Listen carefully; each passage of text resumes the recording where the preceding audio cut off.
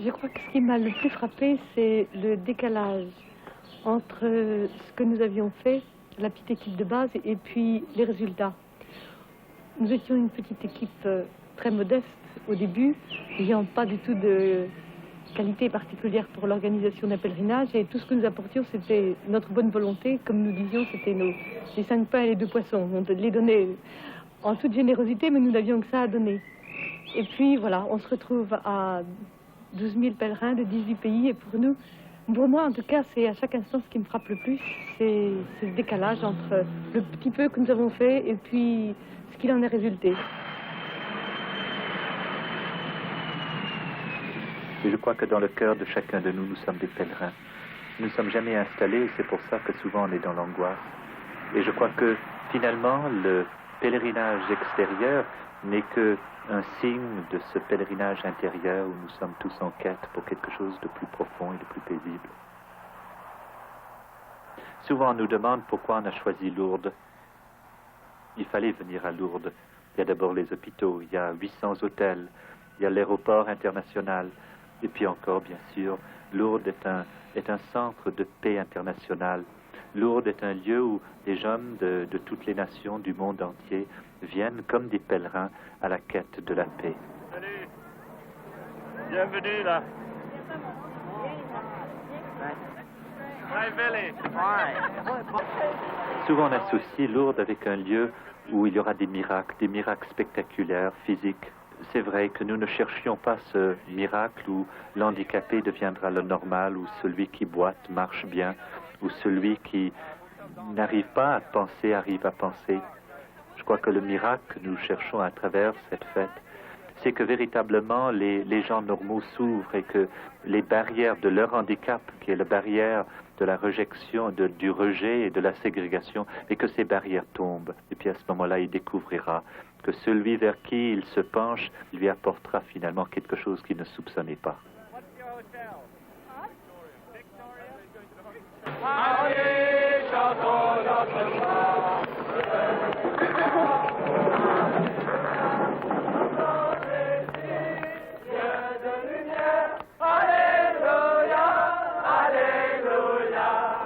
Ce que nous voulions, c'est que ces âmes blessées par tant de mépris, de souffrance, blessés parce qu'on n'a pas confiance en eux et qu'on a construit des murs autour d'eux, ou on les a mis dans des prisons ou dans des types de prisons, eh bien c'est qu'il faut qu'ils aient un moment de grande joie.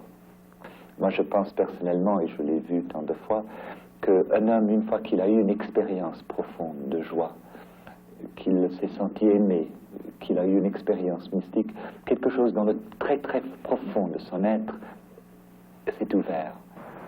C'est la première fois à Lourdes qu'il y a eu un pèlerinage des handicapés mentaux. Et je crois que ça a donné une très grande impression sur les touristes qui, pour la première fois, voyaient ce rassemblement. C'est différent, ça n'a rien de commun avec les autres pèlerinages. Rien, c'est spécial. On s'y attache. On peut les aimer comme les autres et on doit les aimer comme les autres.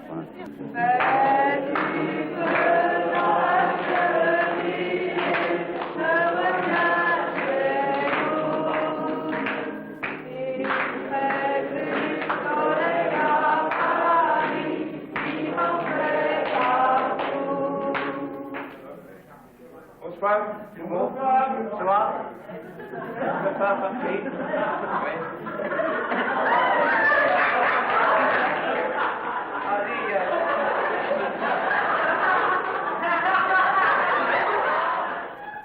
Celui qu'on appelle un déficient. Je crois que par le fait qu'il ne peut pas atteindre l'autonomie des autres hommes, il y a en lui d'autres instincts, ou plutôt d'autres aspirations, qui sont comme une compensation.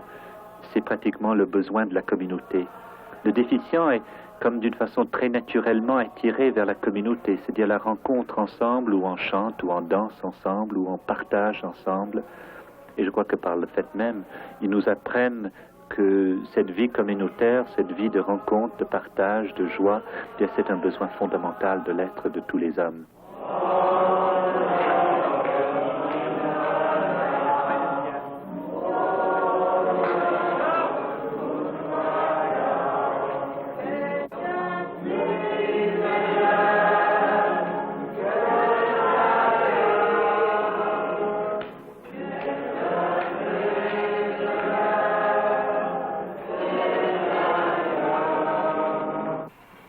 pense que leur présence a beaucoup contribué. Parce que leur simplicité nous invite à une même simplicité. Et on est très pris dans des cadres, il ne faut pas se tenir comme ceci, on est élevé comme cela. Et eux vont tout simplement vers les autres avec spontanéité. Et c'est beaucoup plus facile. Je crois qu'ils nous ont aidés à être plus simples les uns avec les autres, sûrement. C'est à la fois tout simple et... Oui. Je crois que c'est ça. Enfin, le Seigneur nous a dit aimez-vous les uns les autres, quoi. Alors ici, on le vit tout simplement avec nos jeunes qui, eux, le vivent finalement beaucoup plus spontanément que nous. C'est une expérience, ça.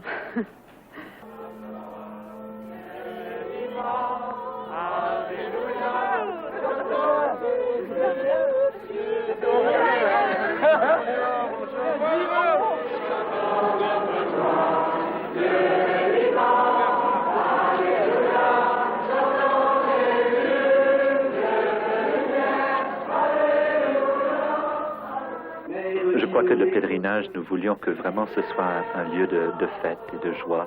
Mais je pense qu'il y a aussi une autre réalité que nous espérions, c'est qu'à certains moments durant ce pèlerinage, il y aura des moments de silence et de paix.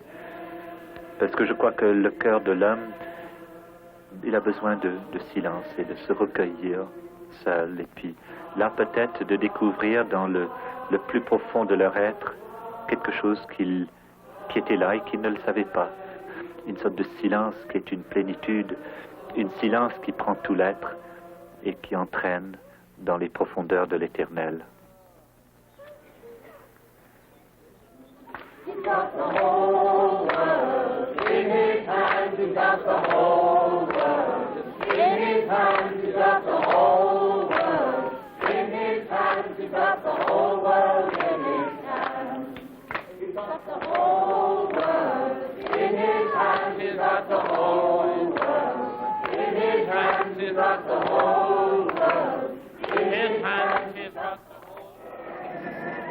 Et c'est cette espérance que nous voulons vivre ici. Parce que si nous venons ici, nous tous, de tous les coins du monde, d'une 18 pays différents, c'est que nous croyons que chacun de nous pouvons devenir des porteurs d'espérance. Pour que ce soit à partir d'ici qui commence aujourd'hui un véritable mouvement, ou plutôt qui continue un mouvement par lequel tous les hommes soient respectés. Qu'il n'y a plus dans notre monde d'handicapés et de non-handicapés. Et c'est ainsi, si nous portons en nous cette espérance, si nous portons en nous ces semences de paix, nous serons les constructeurs de cette nouvelle société. Il faut que nous partions d'ici, allumer en nous ces lampes qui vont allumer d'autres lampes à travers le monde. Et ce sera non avec des moyens violents. Et il faut qu'ensemble, nous construisons avec les eaux de la paix, les eaux des fleuves d'eau vive, que nous construisons cette société nouvelle de paix et d'amour et de vérité, où chacun est aimé et respecté et où chacun puisse croire selon la musique de son être.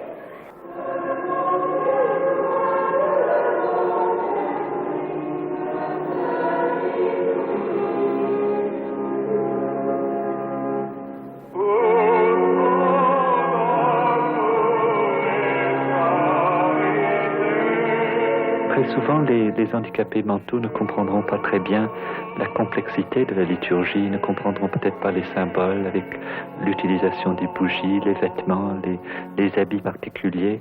Mais je pense qu'il y a quelque chose de beaucoup plus profond qu'ils sentent. C'est pas de leur intelligence qu'ils comprennent, mais c'est beaucoup plus leur cœur profond qui s'ouvre devant la liturgie, devant la musique, devant les chants, devant les silences également. Ils captent en quelque sorte la foi de celui qui parle, ils captent la chaleur, le feu, l'enthousiasme. Et c'est ce feu, cet enthousiasme que j'appellerais la musique de la personne, qu'ils entendent et qu'ils écoutent. Et après un sermon peut-être de 15 minutes ou 20 minutes, ils sortent disant « je suis heureux, c'était beau ».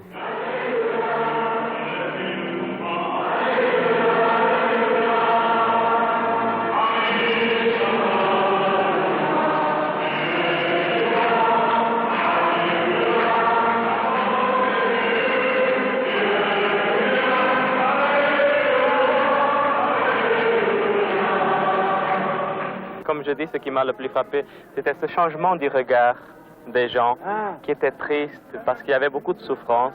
Et puis ils sont devenus très contents et très joyeux. On se donnait les mains, on chantait partout, puis c'était formidable. Nous avons découvert à une dimension internationale ce que nous vivions dans une maison de 30 personnes.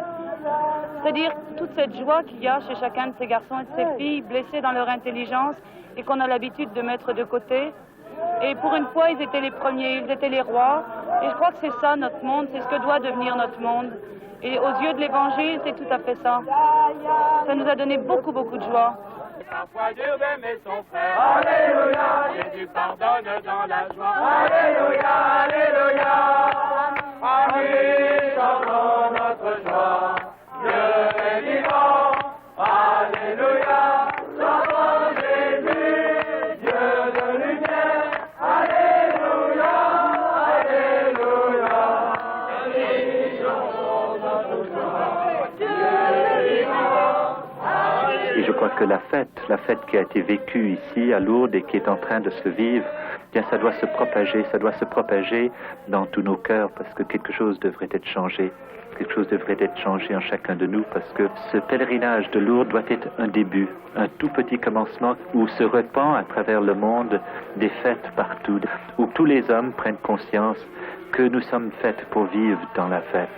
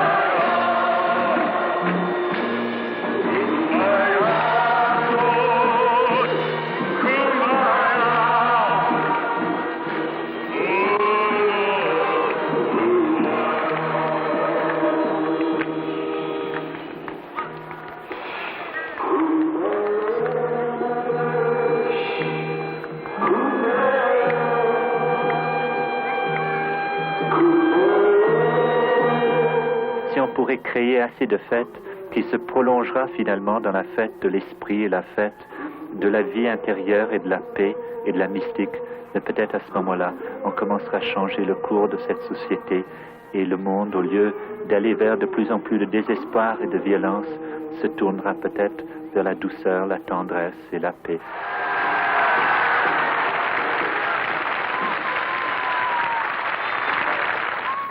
Au plaisir de se revoir. Tous ensemble et tous réunis. Ce qui, pour nous, ça nous a donné beaucoup de bonheur et beaucoup de joie. Vous, ici, c'est bien parce que on a l'impression de se retrouver comme des frères, tous dans la même foi. Bye bye. Bye now. Bye bye. Bye bye. Oh! À Dépêche-toi. bientôt. On se reverra. Allez